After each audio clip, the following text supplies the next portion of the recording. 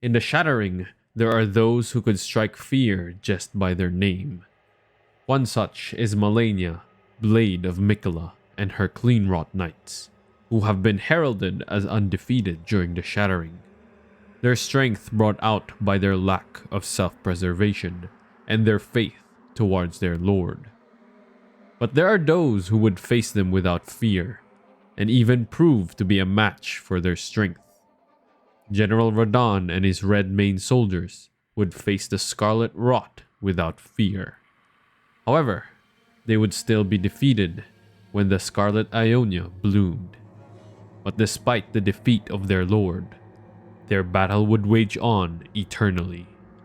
Now, one of the most badass factions in the lands between are the Redmane soldiers who serve under General Radahn.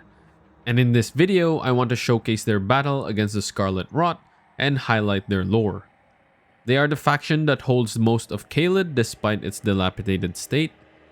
They serve as the keepers of General Radahn's broken mind and conduct the Radahn festival in order to honor his wish to die an honorable death. These soldiers have long since abandoned any hope of returning home to their life due to many reasons, but first and foremost is in order to serve their duty to General Radahn. So much so that even in death, the battle between the Cleanrot Knights and the Redmane soldiers still continue in the catacombs of Caelid. But to those that still live, they have the duty of holding down the forts within Caelid. And from those forts, they do what they can to stave off the Scarlet Rot. Fort Gael is one such fort, and it's still being defended by the Redmane soldiers. But before we get into the fort, the outskirts of the fort itself has some pretty interesting stuff. It seems that the Redmane soldiers are trying to burn away the Scarlet Rot, and may even likely be trying to study ways to get rid of it, or at least try to prevent its spread. We see such methods such as setting up walls infused with fire around Caelid, as well as burning whatever is infected with the rot. But this doesn't really work too well as the rot is spreading much faster than they can get rid of, and ultimately may just be a hopeless attempt to stave away the Scarlet Rot. Now going back to Fort Gael, its outer perimeter is heavily guarded by the soldiers as well as a knight. The fort itself is also home to a lion guardian who the soldiers seem to be feeding infected commoners or likely anything that is infected in an attempt to get rid of them. As you know, there isn't true death in the lands between, unless your soul is hewn into the Erd tree. So even burning the corpses would eventually lead them to rise up as rot-infused shamblers. In addition to these experiments, the soldiers stationed here are also protecting the Star Scourge heirloom and a portal that leads to Redmane Castle. But before we talk about the Redmane Castle, let's talk about the other fort that they still somewhat hold, which is Fort Faroth. Well, to be honest, the fort itself is already abandoned and is overtaken by bats. But what's interesting is that spirits would appear here. But these spirits aren't the normal spirits as well, but rather the type of spirits that also appear in the Carrion Manor. Which means it's likely that these aren't spirits but might be a spell that protects the treasure deep within the fort. Radahn's father's seal, Radagon's Sword Seal. Remember, these soldiers and knights were under the command of General Radahn, who was part of the Carrion royal family. He also learned sorcery in the town of Celia, which means some soldiers may have been versed with sorceries as well. So they may have left a spell here in order to protect the fort, as the soldiers either succumbed to the Scarlet Rot or abandoned the fort, or maybe they even lost to the dragons outside. Now alongside the Sword Seal, there is also the half of the medallion of the Grand Lift of Dectus located here, which oddly enough isn't that protected. Now let's talk about the Redmane's base of operations, which is Redmane Castle. Starting with the path to the castle, which has a lot of giant dogs. These are dogs mutated by some form of magic. They also exist in the mountaintop of giants, but the ones here are also mutated by the Scarlet Rot. The Redmane soldiers seem to be hunting these dogs, probably in order to ensure that they don't get out of Caelid and threaten the rest of the lands between, and of course spread the scarlet rot even further. We find the soldiers using the corpses of the dogs as bait in order to strike them down in an ambush. Afterwards, they would burn these dogs away while also luring more dogs to the area. And like we saw in Fort Gael and Fort Faroth, they also employ fire-infused walls here, but again, no luck in actually staving off the scarlet rot. Now approaching the castle will be met with ranged fire and a whole lot of defenses, but these defenses are taken down during the Radahn festival when challengers and champions are welcome to challenge their lord. Any other time though, and Redmane Castle itself is a fortress that is quite formidable. Getting past the bridge while being pelleted by trebuchet fire and passing through numerous blockades will be met with a giant that protects the front gate. And even after you get past the giant and the closed gate, you are then met with 2 guardian lions. And if you can't get past the front gate, you have to go around the castle. Or if the portal is open, you can take the portal inside. But once we take those down, we can look at the castle itself. The castle is strewn about with weapons and armor, and some of them hanging as decorations. These weapons and armor though are possibly from those that had challenged Radahn before, but failed. Looking at them closely, we find that they are banished knight equipment, alongside trumpets and probably weapons of former soldiers. So I think it's more likely these are hanged in honor of those who fought Radahn to free him, and those who fought alongside him. Or they could just be some decorations they decided to hang because maybe they have too much weapons. Alongside the decor though, we see actual hanged soldiers as well.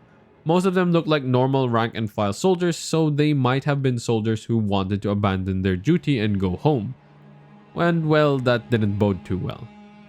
Within the castle, there are several rooms that can be explored as well. In one of the rooms, there are commoners seemingly gathered around like cattle. These may be the caretakers of the castle or refugees from around Caelid who sought refuge within Redmane Castle. However, we also find a lot of their corpses here, indicating that they might not be here to be safe, but might be kept here as they might be infected with the scarlet rot. And if it progresses further, may have to be killed and burned. Further inwards the fort, we find more defenses in the form of flamethrowers and an abductor virgin. Now this isn't really out of place. As I mentioned multiple times, Radahn is part of the Carian royal family, so he would certainly have access to such machinery. Further beyond and above the castle walls, we would find the majority of the inhabitants of the castle, who are the Redmane soldiers. What's interesting is that these soldiers may be inflicted with the scarlet rot, as when you kill them, they would drop smoldering butterflies. Now, nascent butterflies are quite rare in the lands between, but Ionian butterflies are present wherever there is scarlet rot. So they may have been infected by the rot, and like the lands, in order to save it away, they burn themselves. This isn't really something new, as the incantation Flame Cleanse Me also has a similar effect when clearing afflictions, in that it leaves burns behind. However, as we know, lore-wise, the scarlet rot isn't so easily removed.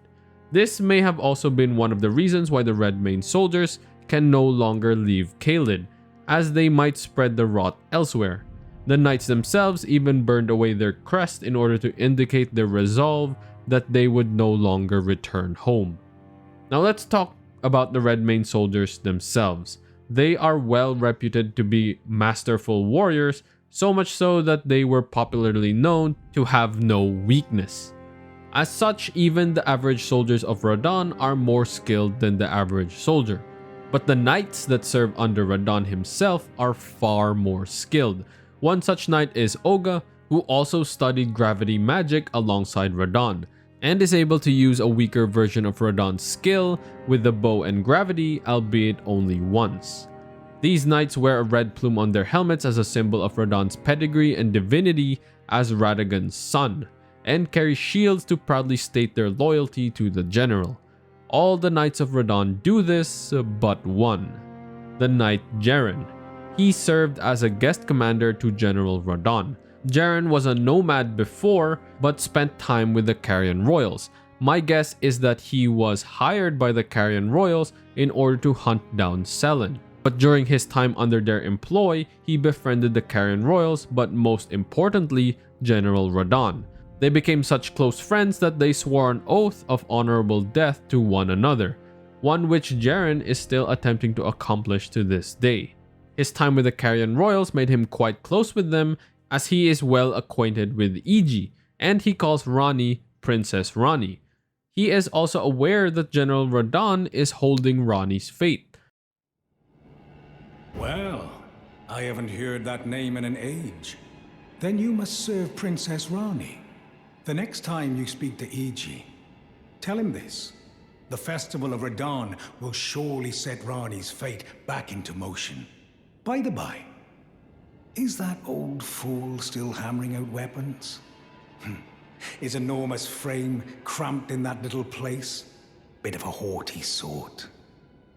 Strange fella when I knew him. And funny thing, his swords were all blunt as stone, but not one of them decayed when faced with the scarlet rot. And in order to free that fate, he must complete his oath and deliver an honorable death to General Radahn, which is why he created the Radahn Festival. And during the Radahn Festival, it would be the Tarnished who would be Lord, and a company of great warriors who would finally put the great general to sleep, freeing Jerren from his oath. And with General Radahn felled, Jerren and the Redmane soldiers are finally free from their service. Now Jerren would resume his hunt for Selen, and with the scarlet rot still affecting Caelid, it doesn't feel like the Redmane soldiers would abandon their duty to protect the lands between. But that's all for this video about the Redmane soldiers of Radahn. Do you think the Redmane knights will ever be free from the eternal battle, or do you think they'll be stuck in Caelid forever? Let me know what you think in the comments down below. And if you like this video, please don't forget to hit the like button. It really helps out the channel. And if you're new to the channel and like the content, be sure to hit that subscribe button. Thank you so much for watching.